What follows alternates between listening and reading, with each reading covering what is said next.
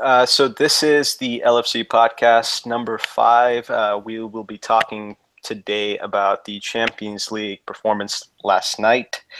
Not a good one. And today with me we have Maps and Fergs.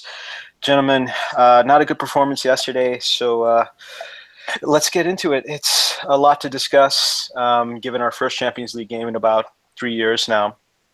So, Maps, why don't we start with you? What were your thoughts from yesterday's game? I'm so bitterly disappointed.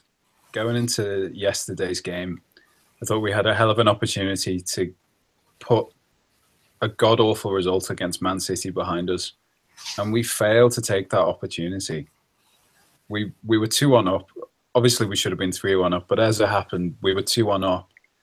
And to fail to close out a game, and in fact to go into the second half and fail to actually dominate that game, give Sevilla too much of the ball, not look that much better than them in any sense across the course of 90 minutes. It's such an anticlimax to the feeling that I got at the end of last season when we qualified for the thing. And I thought, right, this is going to transform us now.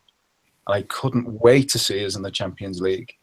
Now all I've seen so far when we've been in the Champions League this year is a continuation of all of the same issues that we've had since Klopp arrived and even before that.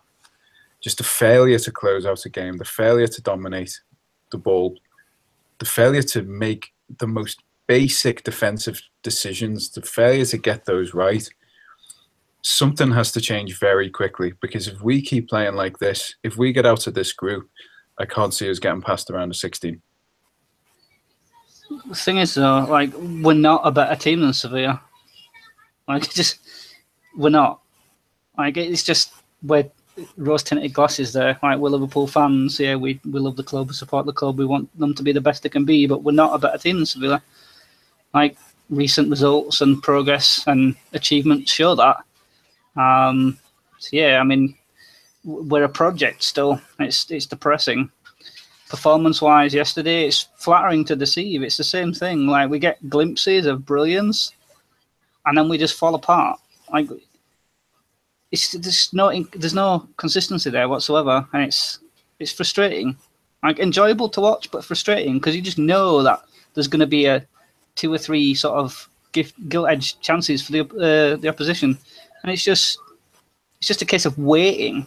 And then the longer you get into the game, you get that little bit of hope, like, yeah, maybe we'll do it this time. Maybe we'll see the game out. We'll shut up shop. Maybe just this time. And then obviously something happens and we fail. And yeah, it's just same old, same old.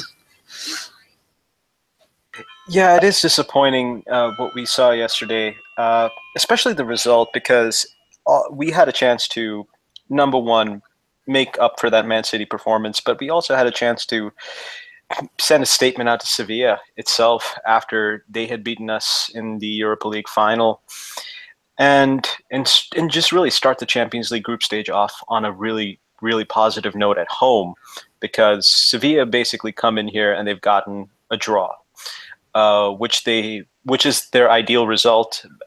Again, I don't think that they really had a shot of winning that game. Coming into it, at least.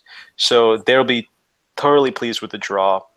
And I just thought it's very difficult to really put into words what we saw yesterday, because especially on certain things like the Lovren mistake, because I really, I've talked about this guy so much now, I'm exasperated. So, again, it's really disappointing what we saw yesterday. And, again, all the mistakes and all the things that we've been berating about our transfer business came home to roost yesterday in our first Champions League game. And if it continues, and it looks like it probably will continue, because the quality of opposition in the Champions League is going to be significantly better than what we'll face in the Premier League, we won't get past the round of 16 if we make it out of the group stage. You mentioned Dan Lovren just there. And I know I talk about him an awful lot, but last night was proof positive that, and you have to be very frank about this, Dejan Lovren will never be a Liverpool player. He's had 3 and a bit seasons to prove that he can cut it, And he's consistently shown over the course of 3 and a bit years that he is incapable of performing to the standard required of him at Liverpool. What that means is he should have been sold. He should have been sold a year ago. He should have been sold in the summer. But for some reason, he's still there.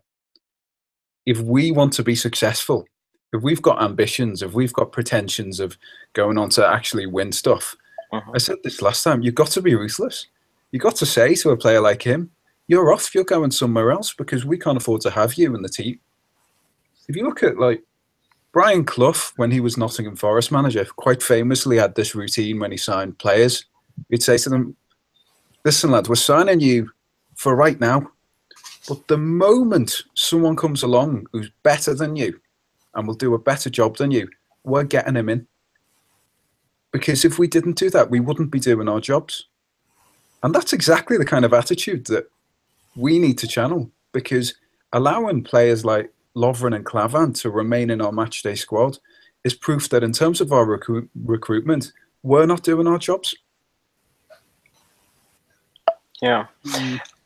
Lovren made us look at times clairvoyant yesterday, because he's basically a very error prone center back, and at times when he's not error prone, he's very rash. And when he's not rash and at his best, he's solid. That's about it. He's not a particularly good passer of the ball. He's not particularly good in terms of driving into space.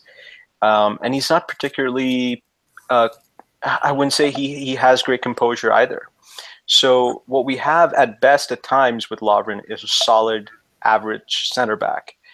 And he's our second choice center back now. Klavan is third. And basically, if we are a team that's going to be competing in the Champions League, or at least have aspirations of being a top 4 team, having a player like Lovren in there is just not good enough. It's not befitting a team that wants to compete in the Champions League at this level. This might shock a few people, but he wasn't the worst player on the pitch yesterday. Henderson was. I think so too. I think Henderson was really poor, but I mean that mistake is just unforgivable. Yeah, you can't do that at any level of the game. Like, you would be crucified in Sunday League for doing that.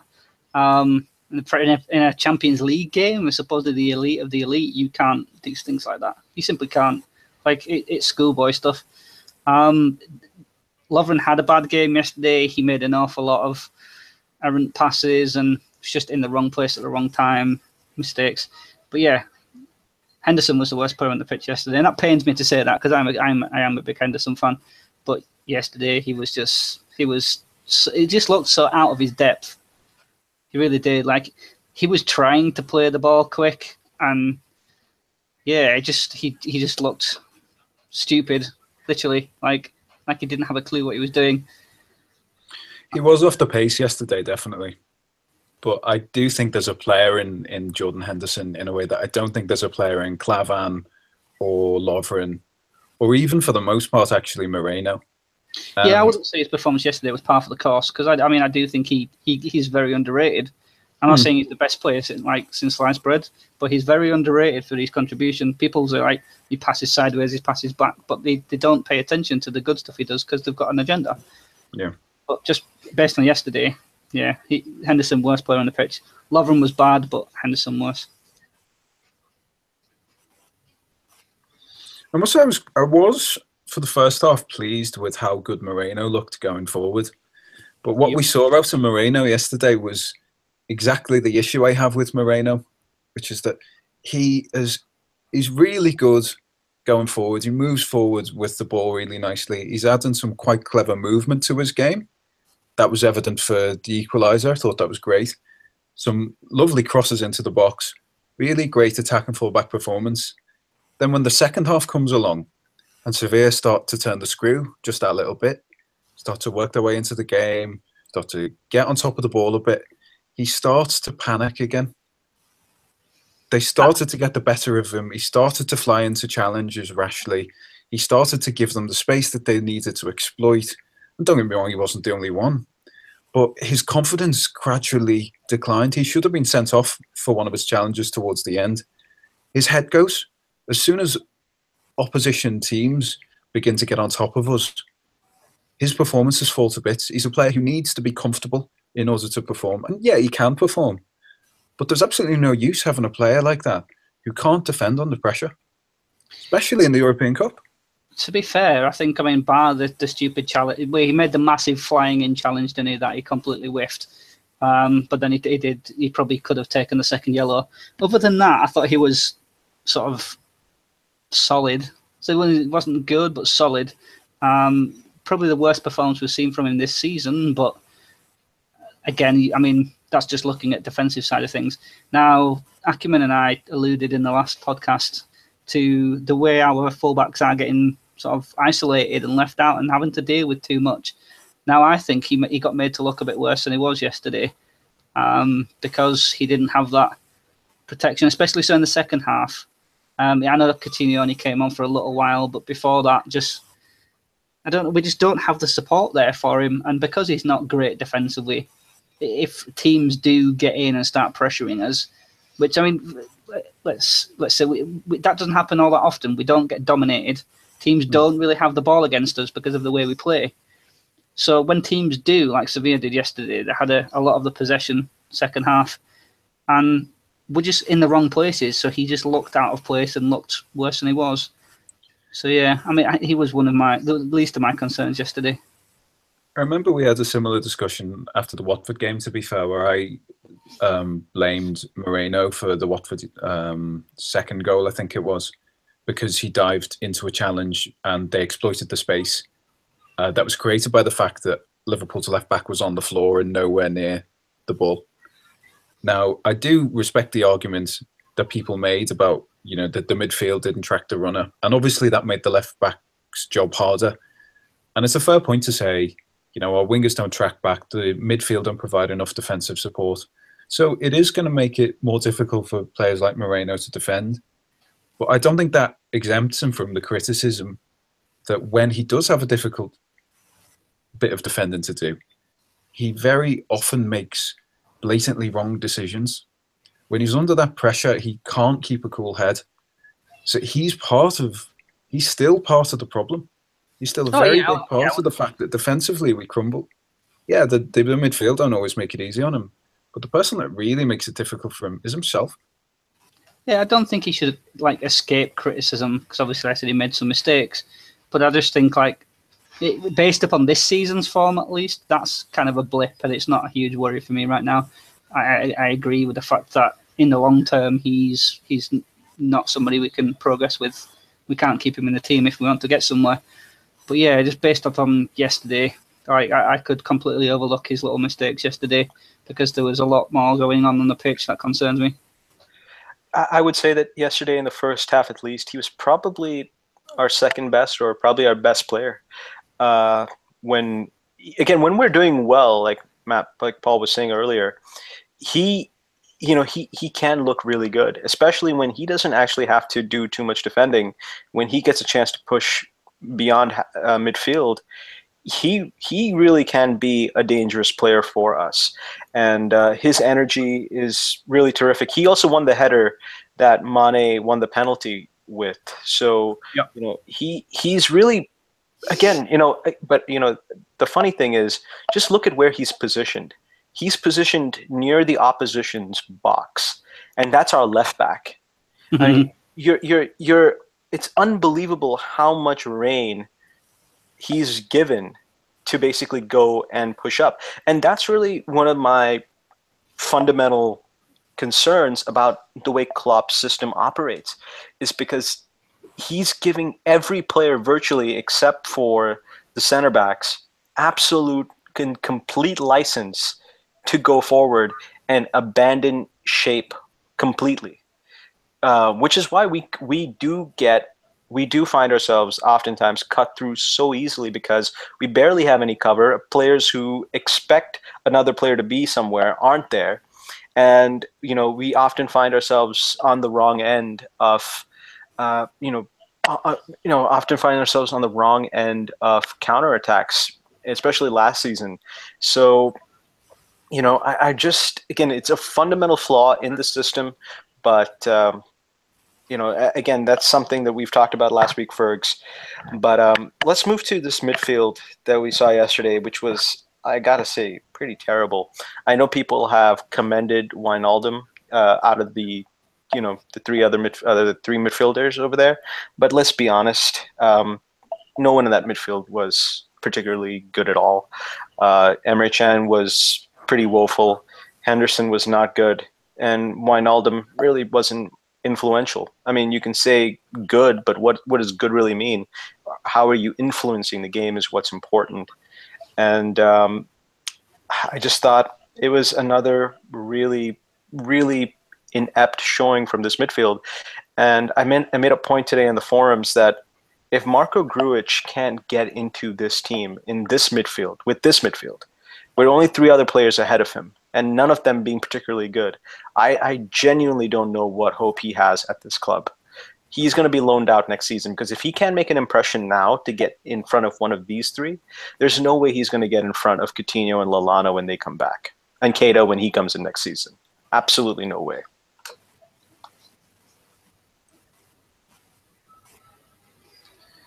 I don't really know what to say to that, because I can't disagree with any of it. It's silly, the fact that we're not a top team anymore.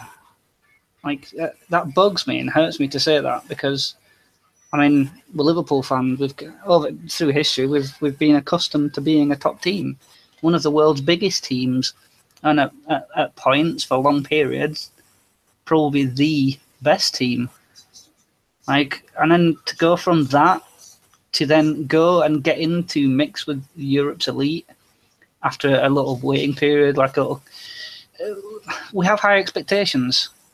We know we have attacking threat. We know we're skillful at that end of the pitch. We could hurt any team, no matter who they are, how good defensively they are.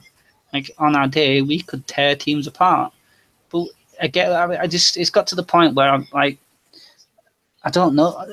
I just feel like I'm saying the same thing over and over again, that until our defensive frailties and defensive things are sorted out, we can't do anything. Like midfield, just to kind of touch on what you were saying, Acumen, in that like Klopp is asking them or giving them sort of free license to roam and be anywhere on the pitch.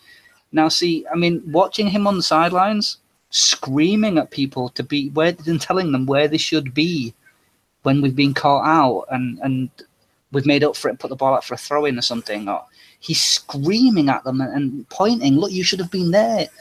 And so, I mean, I think his coaching methods, or what he's trying to instill into the players tactics-wise, isn't as bad as what we're actually seeing. I just don't think we have the personnel capable of playing the way he needs to, or the way he wants them to. Like, it's frustrating. We have, like, Henderson's an engine. Genie's meant to be like that, and they should be able to run all day in there. They're fit, athletic players, but they just don't have the mental capacity to be switched on and read the game and know where they should be.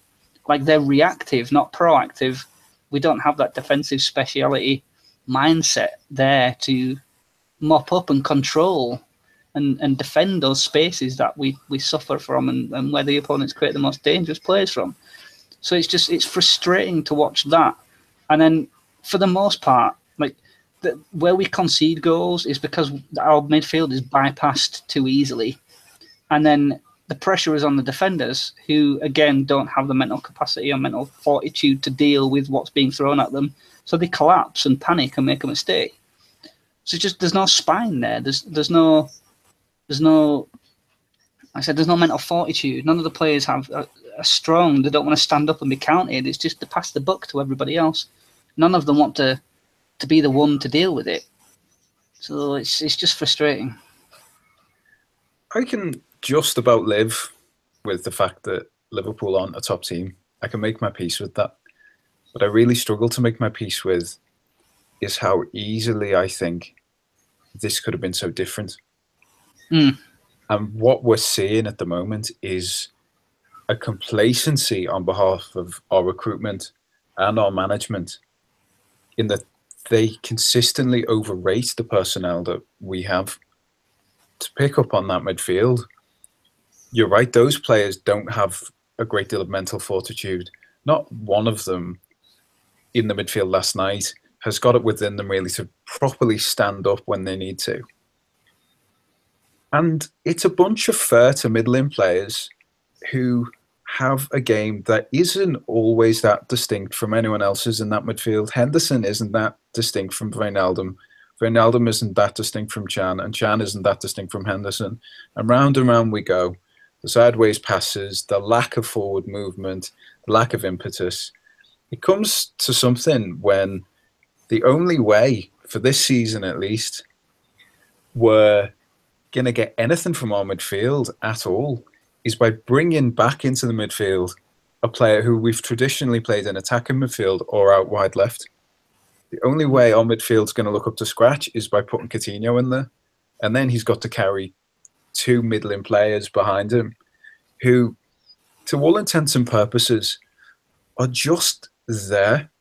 That's the best I can say about Wijnaldum, Can, Henderson. Much as I have praised Henderson because, as I said, I do quite like the fact that he does quite a tidy job. But they don't do anything particularly spectacular. They don't do anything particularly useful. They don't put their own stamp on the game. Coutinho has to carry players like that. And I'm so frustrated, not by the fact that we've had players like this in our team, but that we don't seem to be all that interested in replacing them, especially when, given our resources, we've had ample opportunity to improve on Henderson, Can and Wijnaldum, to improve on Klavan, Lovren and Moreno. And we haven't done any of that. And I touched on this with Acumen. I don't know if it's the podcast that got lost or whether or not it was one that was aired. In regards to Coutinho dropping back into midfield, we had a debate just after the transfer window about Thomas Lamar coming back in there. And was on about that dropping Coutinho into midfield does give us the creativity, but then we're losing sort of the more physical side of, say, Can or Genie's engine and stuff. So it's a trade-off. Now, going forward... I'd make that trade-off all day, my friend. I would make that all day, every day. I'd happily sacrifice whatever Can brings for whatever Coutinho brings. That's totally understandable, and I agree with that. But my point is that what you're then doing is, because Coutinho's not one to get stuck in and put in a shift and add to the team defensively. So then the defensive pressure falls onto the other two players. Now, they're not capable of dealing with that. So like what was mentioned is say, if we had bought Lamar and kept Coutinho, like say, would we have played either Can or Hendo as the 6 and then let Lamar and Coutinho run to do their thing? Now, on paper, that sounds absolutely amazing. But in my mind, in reality, like the way I'm thinking is that you're then giving the entire sort of midfield enforcing and dealing with all the defensive side of it to one player, because it's just our team's not capable of bearing the responsibilities together, playing together as a cohesive unit. Like they're all chasing down the ball at the wrong times. They're getting caught out of position. The ball watching, it's frustrating. So while, like I said, on paper it would be fantastic, I think we'd struggle. So sticking Coutinho there does definitely help us as an attacking force and a creative side of things. I just don't think it's going to do anything to address our major issue, which is being able to shut up shop and hold leads. But I don't think that's what we need him there for. We do need more creativity in the midfield. And I must say, I think he works an awful lot harder in the press than you give him credit for. I think he's one of the players that actually does that very well for us. We need, obviously, you're right, we do need to sort out our defensive frailties. But adding a creative midfielder of any description into that midfield was never going to be part of that solution, no matter who it is. We need to sign some defenders. We need to completely overhaul that position. Maybe barring Matip, but Klavan and Lovren shouldn't still be at the club. Yeah, we need a better defensive midfielder. Keita will help to come and plug that gap at some point, but you'd rather have him as a box-to-box rather than as an out-and-out Mascherano-style midfielder. Putting Coutinho in the midfield is one necessary step in an overall process, because we need creativity in the midfield just as much as we need proper defenders and a proper defensive midfielder as well. while it's not going to do much for us defensively, at least it's going to add something to our game that we currently lack, currently really, really need.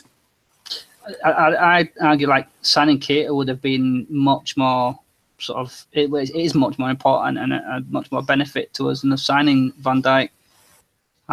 Because, yeah, I mean, while our centre-backs are totally crap, the midfield dynamic just doesn't work. And that it stems a lot from there. I mean, Klopp was saying this the other day that, I mean, he seems to be pointing fingers at the people that lose the ball or don't block the run, don't block the pass prior to getting to the defenders. Which I sort of agree with, but at the same time I don't. It is a team game. They all have to work together. But just having that extra dynamism in midfield in somebody like Keita would allow one of the players to say Hendo or Chan, to have a specific set role. Whereas I think at the moment, like what Akiman was saying, is they do tend to float around a bit. But then they're not, well, I mean, they are experienced enough, but then they don't seem it in regards to being able to read what each other's doing and being in the right place to cover the runs. And it's too dynamic is the midfield for me. Like, you need to have at least one set holder who was just going to sit there and not be bothered to make a run because somebody's in the wrong position or somebody hasn't pushed forward in the space to run into. Like, you need to be bollocking the person not doing it because you need to be there to be the anchor. And we're just... Sorry, go on. Well, the thing is, with Coutinho coming in, not only does he provide creativity for that midfield, but he also provides a real degree of control as well, because from what I've seen him, even when he's played in that left-hand side of midfield last season, in the left of an attacking three, he would come centrally a whole lot, and he just, everything runs through Coutinho. The one advantage about playing Coutinho in midfield is that you know that everything is going to run through Coutinho. He's going to demand the ball. He always does. He comes deeper. He's looking to Henderson. He's looking to Wijnaldum, saying, "Give me the ball. I'm going to take care of this." So just by virtue of having him in there, everyone else kind of realizes, now I don't have to necessarily be the person who's going to spark the play, because right now Henderson, Chan, and Wijnaldum, none of them are actually sure about who's going to spark the attack, who's going to be the creative impetus from midfield. Now, sometimes Chan can be the guy. He sometimes does try to initiate it by making those runs forward.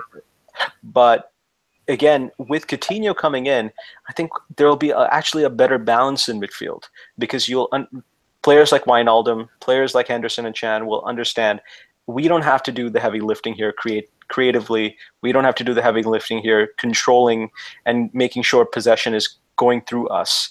So I think that's going to be a better thing long term for this team when Coutinho actually is back in the team on a full-time basis, which is hopefully by this weekend. I see that. I just don't think that the players that we're then giving the sort of more standard roles to the holding or the box-to-box midfielders are capable of doing that to a good enough standard for where we want to be. Like, you can't not have Coutinho in the team. You simply can't, and I totally agree with that. Like, he's too good to leave out. Now, if you look at our front four on paper, including him, is absolutely phenomenal. It's the people behind him that scare the crap out of me. Like, you're taking a dynamic box-to-box midfielder out in any which one of the three we're currently playing for Coutinho. So moving forward and probably, like you said, general balance of the team, at least going forward, it improves without doubt. It's just you're taking another body, and I mean, I don't see him working all that hard. Obviously, I mean, Maps disagrees with that, but I just think you're putting too much pressure on people that are not good enough to play the role defensively. Like, you're taking a body out of there that's going to put the effort in, and then asking two people that are not very good at it to do the extra work. So I just it confuses me. I don't understand why we're left with the personnel we are.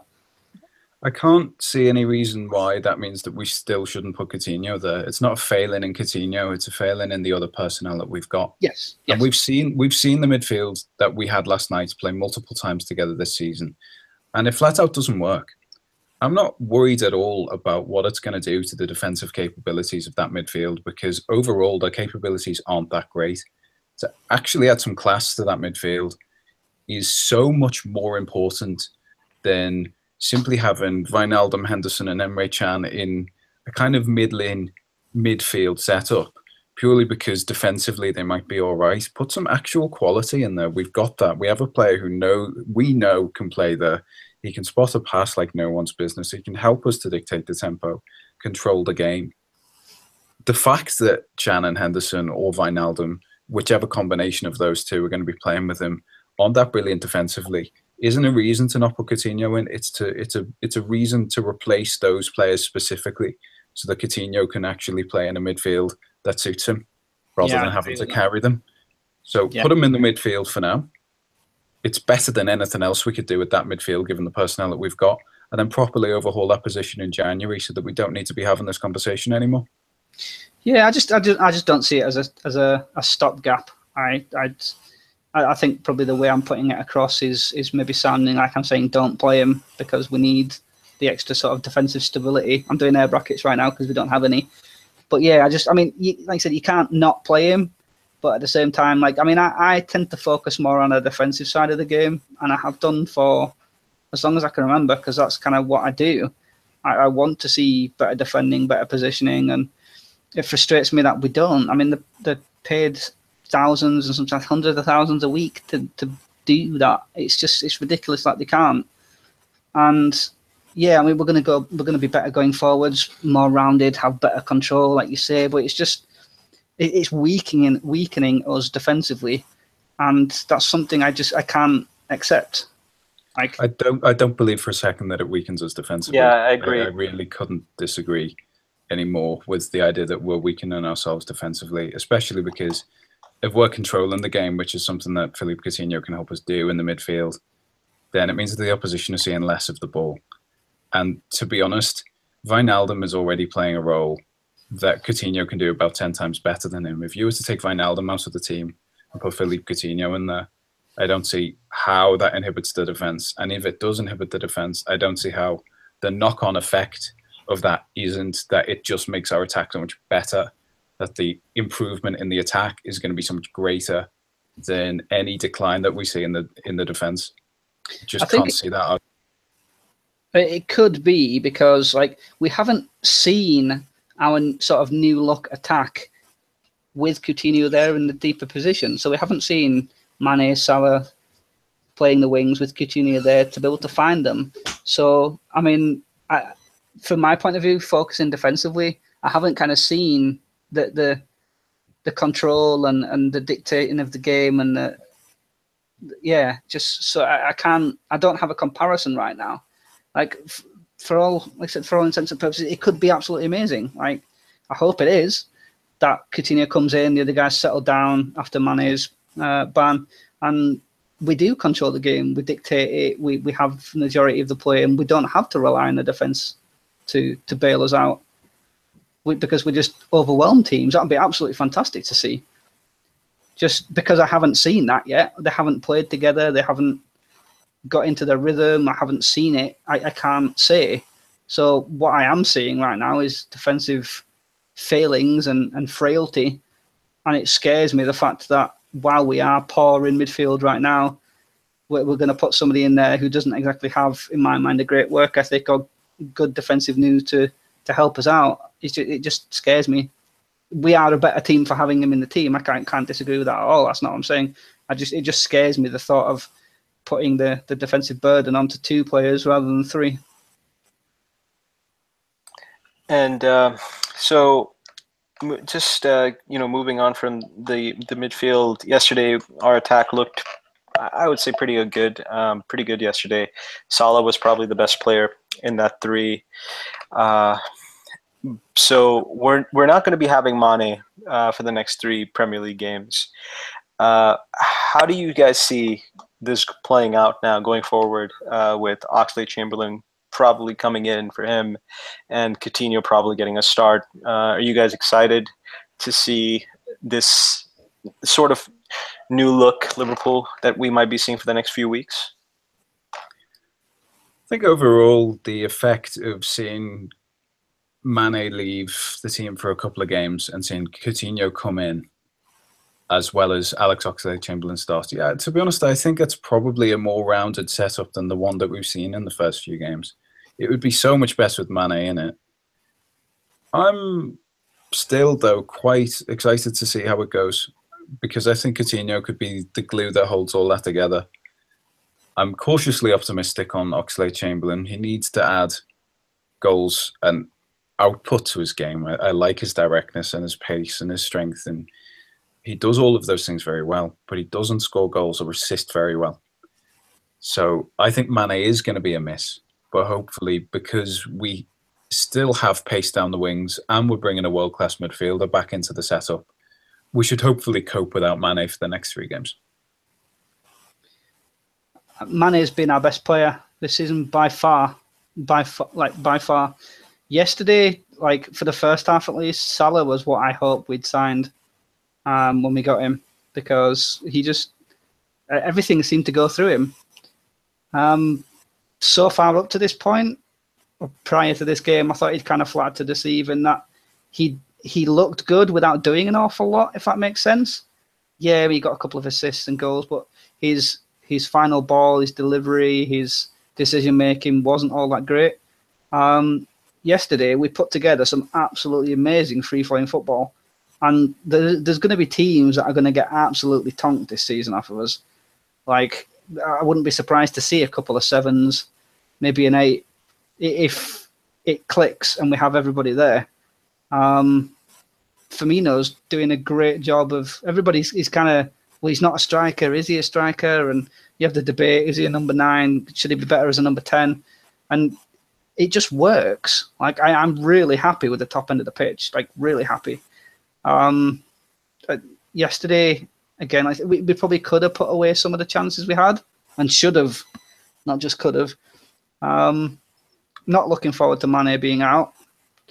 Oxlade-Chamberlain, I'm going to reserve judgment on until he kind of gets a couple of games under his belt for us and adapts to the system and what he's being asked to do.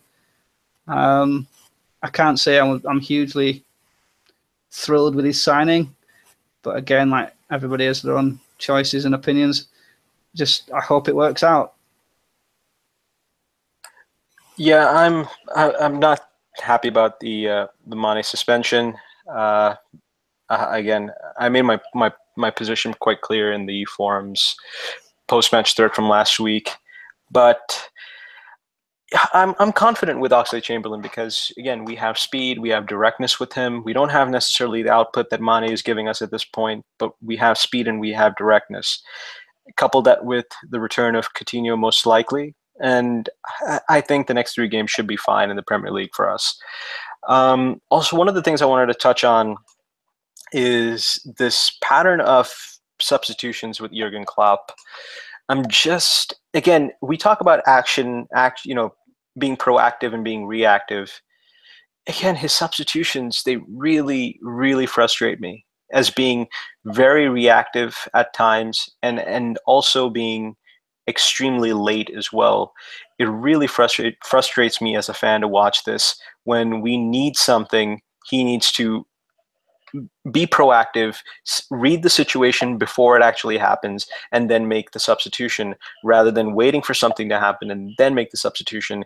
He cost us, in my opinion, his game planning and his second half substitutions cost us the Europa League final last season. So I'm disappointed with that. And what are you guys' thoughts? It's not uncommon to see Klopp's game management cost us. You're right to say that it cost us in Basel. I remember, in particular, it cost us against Bournemouth, taking Coutinho off, robbed us of all of that momentum we had. We had them on the ropes and we brought him off, we brought a defender on. And all of a sudden, Bournemouth was seeing plenty of the ball in our half. And it doesn't take a genius to understand why that was. And last night just seemed a continuation on a theme. Watford as well, the game management that he showed during that match, to take attackers off, to bring defenders on, it puts us under pressure.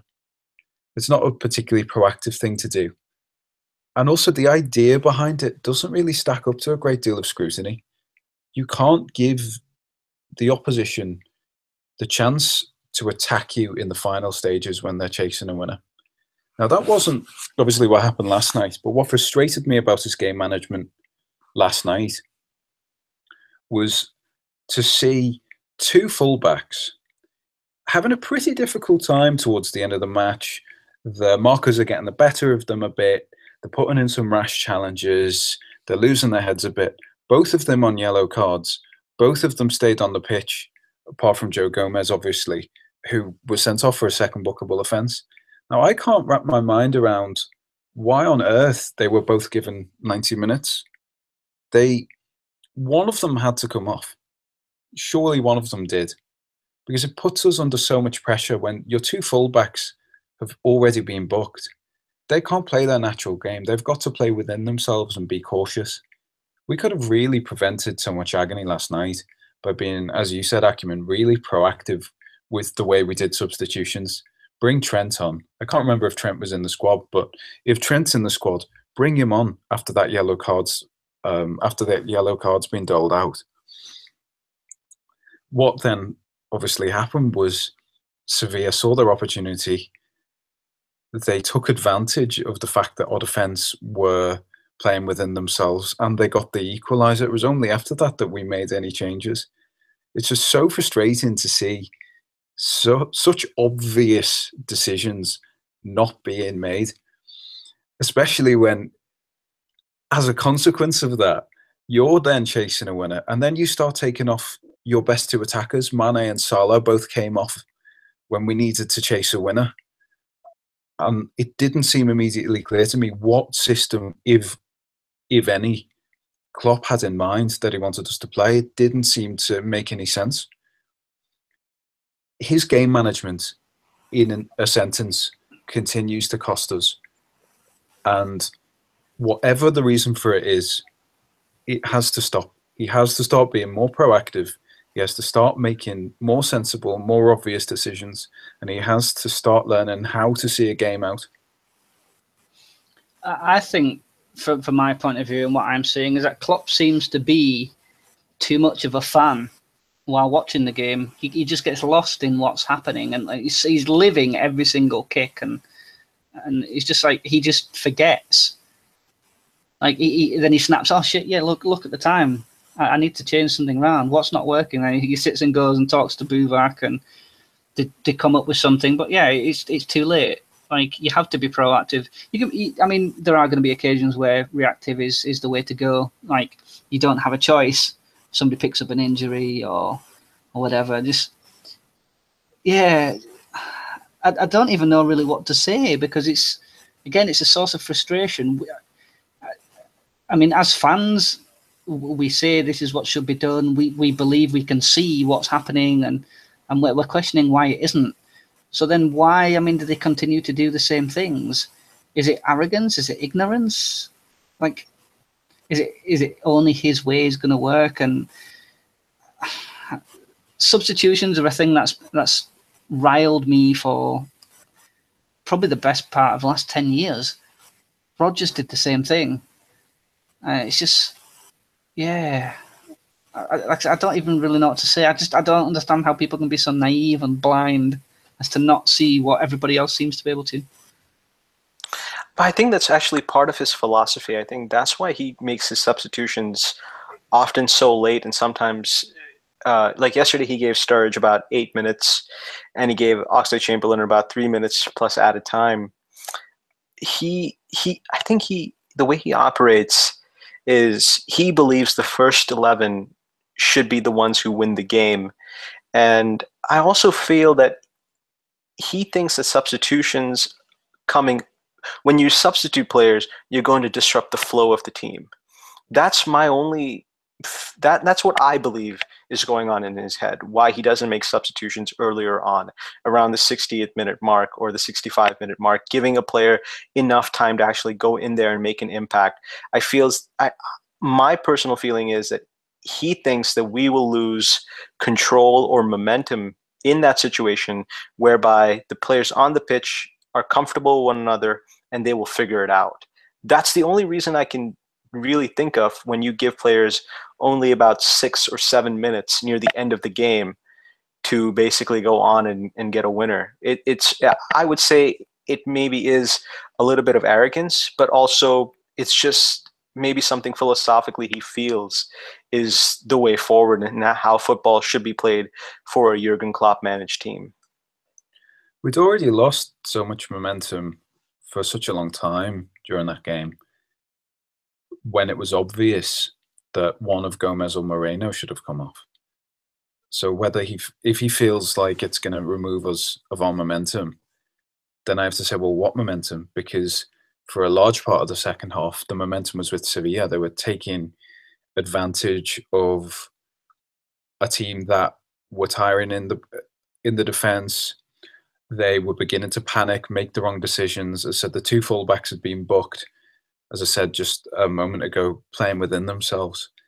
It was obvious that something should have been done earlier.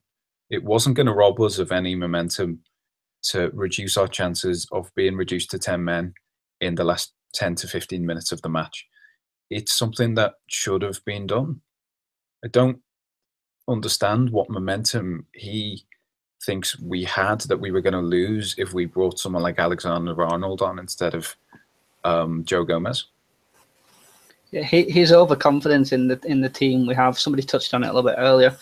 His overconfidence and over reliance on the first 11, shall we say?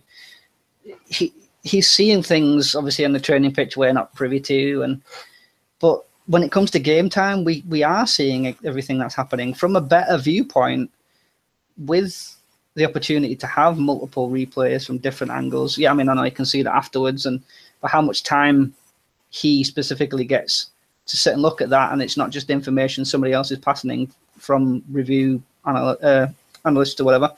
So we can sit and discuss that and break it down and see what's going on. So this is what I was just kind of trying to get at, is on that we see everything that happens. And some people have more of a football mind than others. Some don't. Some people just want to come on the forums and have a chat about what's gone on and not really dive too much into it. But when we're trying to break it down on something like this and be informative, like, again, how can we see it but they seemingly can't? It is, I mean, I don't know. I don't want to see Klopp as the arrogant kind of ignorant, it's my way or the highway kind of guy. But at the same time, I do, because I want him to be able to instill his values and tactics onto players and make us the better team for it. I just think it all boils down to the personnel we have and that we don't have the right players for his system. But then again, that, depending on whether or not the transfer committee and the purse string holders have final say or what, he's still got to take some sort of responsibility for not recruiting the people he needs to be able to play that. There's a certain amount of myopia in terms of the way he's been managing the team. Obviously, he's done some really good stuff in terms of the way we go forward. But it's so short-sighted to make substitutions the way he does. And it's extremely short-sighted to leave himself without the personnel that could make that style of substitutions work. And I genuinely believe that it's gotten to the point now where Jurgen Klopp has got his job on this. He's gambling his job and his reputation on having the right personnel right now for what he wants to achieve at this club. And the problem that I have with that is it's not just that he's gambling his job, he's gambling our ambitions as well. And I think it's so short-sighted to go into the season with the personnel that he has. And while the season is going on, to make the decisions that he's been making, given the personnel that he's got, in a way that's costing us. I don't know where I think we're going to go from here. Didi Hamann was saying the other night, well, he doesn't think Liverpool are going anywhere. And while I think that's a bit harsh, and we have improved somewhat, we're still nowhere near good enough.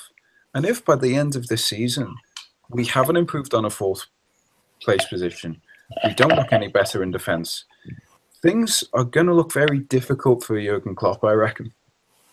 You've got to look at personnel-wise. I mean, whether he's got say or not, he's had a few windows now. Our strength in depth, or even just squad depth, if you don't want to call it strength because of the players on the bench, but our depth is so heavily biased towards attacking players that we're stuck with people defensively that we shouldn't have there. They shouldn't be anywhere near the team, but they're stuck being first choice. And then if we lose them, it's such a huge drop in quality to the next level of players we have there as reinforcements that it's bordering on him not really being cut out for the job. Like, it's criminal. Like, if you look, I mean, we still have Lallana out. And then, if you're looking at the people for the top spots, whether Ings is going to come into the fold or what, I don't know. But then, so you've got, if you look at Firmino's position specifically, there's Firmino, there's Sturridge, there's Solanke, and then Ings. Right, we have backup wingers or / central mid now with Oxlade-Chamberlain. Coutinho can kind of play there as well. I guess Sturridge could cover the wing because he has done that before. Midfield, we've got a plethora of options. If you look at the defensive wise, we don't have anybody really. We have a backup left back, a backup right back. I guess you could maybe stick Milner in there, but we sold Sacco, sold Lucas. I don't understand his way of thinking. Like, it is criminal to be this far into his tenure and not have the squad depth or the personnel to be able to put his ideals across. It really is. Yeah, being a good coach doesn't necessarily mean you know how to build a good squad. That's quite evident. And we see Arsene Wenger have similar kind of issues. I still think he's a very good coach. I just don't think he knows how to build a very good squad, at least at this time nowadays. He certainly has. In the days where money rules, I don't think he's caught up with that trend. So before we conclude this, any thoughts on the game that's coming up on Saturday? I have no idea. I never know what to expect from Liverpool anymore. It could end up 5-0 to us. It could end up 4-3 to them. Who knows?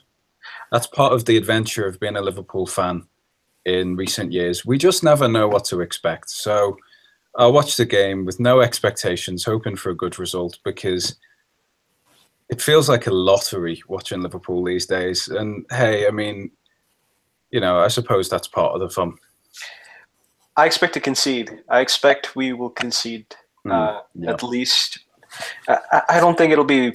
I think it'll be 2 goals. I actually think we'll concede 2, possibly from set pieces as well, because we are vulnerable, especially in the Premier League, to set pieces, and Premier League managers are quite shrewd in taking advantage of our set piece weaknesses.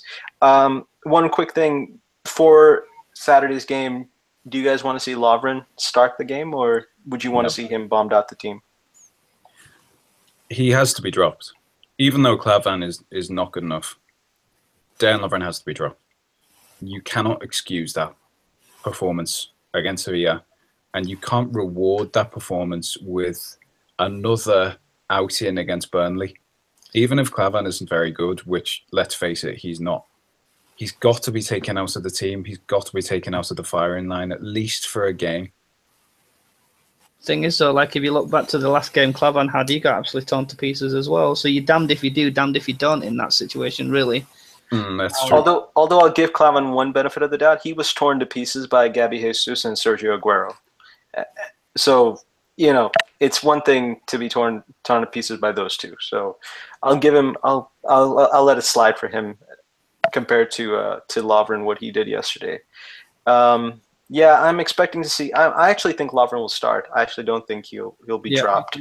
I think he'll actually end up starting. I think possibly Robertson will end up starting this game, and Trent will probably come back as well. Coutinho will make his full debut for the season, and so will Oxlade-Chamberlain. So guys, thanks again for taking the time this evening to talk about the game yesterday. And we'll pick it up this weekend. Yep, great. Sounds good. Yeah, thanks very much, dude. Take care. Cheers, man. Take care. Good night. Good night.